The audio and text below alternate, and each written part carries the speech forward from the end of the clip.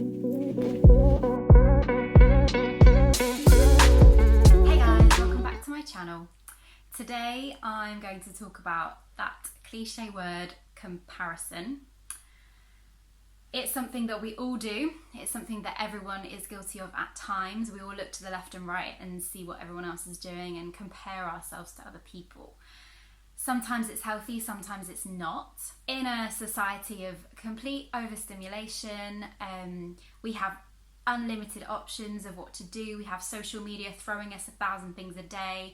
We are living in the most overstimulated time in history ever, in terms of advertisements, media, things grabbing for our attention all the time. We are literally being bombarded from the moment we wake up with information. Things telling us what to do, people telling us what to do, us looking at other people, which then informs our decisions about what we might even do that day. Obviously, we all know about screen time. We're all very self-aware about how social media affects our minds and our brains and our connectivity and things like that. So I'm not going to preach about social media, but I am going to talk about the importance of just spending time retreating away from those things, time alone, time without other people's opinions, time without comparison, to figure out what is truly your desires and what are the things that you want to do by yourself. I took just a 3-day social media break. It was supposed to be longer, but I had FOMO from all the live Insta classes and stuff like that in this quarantine. And even those 3 days of just time out, of not looking at what other people were doing, really fueled my own desires, dreams, ambitions, even in this time now. I really wanted to make sure that I wasn't uploading these YouTube videos just because other people were. I really had to check myself on that. Yes, I was inspired by other people to do it. Obviously, when you're following other people's creative journeys, that should inspire you to do things. But it always has to come from a place of your own creativity.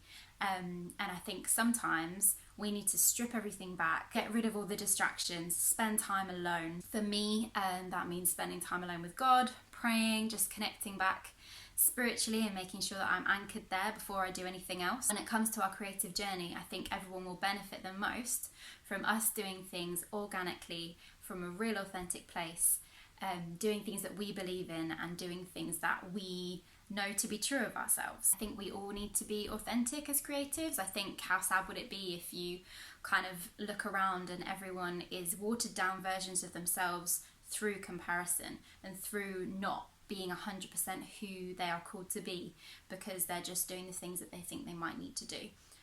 Again, I think in creative pathways, careers, I think it's good and healthy to look at what other people are doing, be inspired by those people, and actually be like, oh, well, I want to learn what they're doing, or I want to learn from that person, or actually she really inspires me and I want to be like that.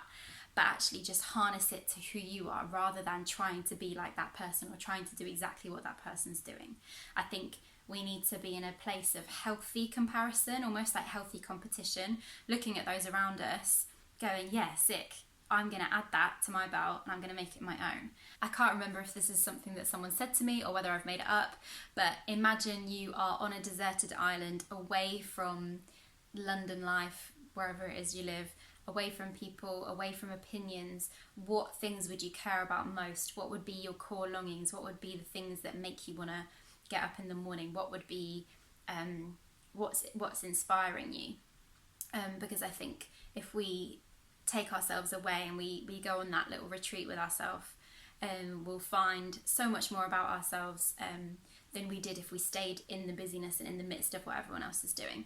I think as soon as we remove ourselves, that's when we really find inspiration, and we're saying no to comparison and we're saying yes to what is my desire, what am I trying to do here. I believe the gifts that we all have are to be used uniquely. I believe we're all made individually and we all have different things to offer, different things to express. And that is the beauty of creating, that you bring your individuality and you bring your authentic self to your creations to share with other people.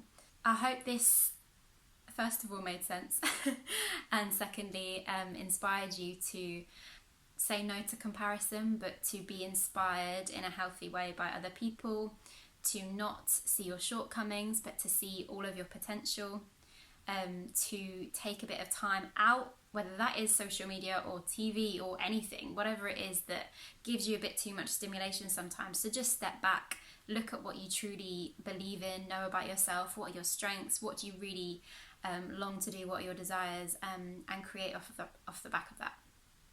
I by no means am an expert at this. I'm just sharing with you guys as I figure these things out myself as well, and just wanting to just share a little bit of my journey on that. I think the times when I've been most productive, acted most on my ideas, has been in times of solitude, isolation, and just getting a bit of wisdom from people, but not letting yourself be too distracted or too swayed by other people's opinions. I think sometimes we just need to go for it. As I said, I hope that has encouraged you in some way. Hope you're all doing well, and see you soon.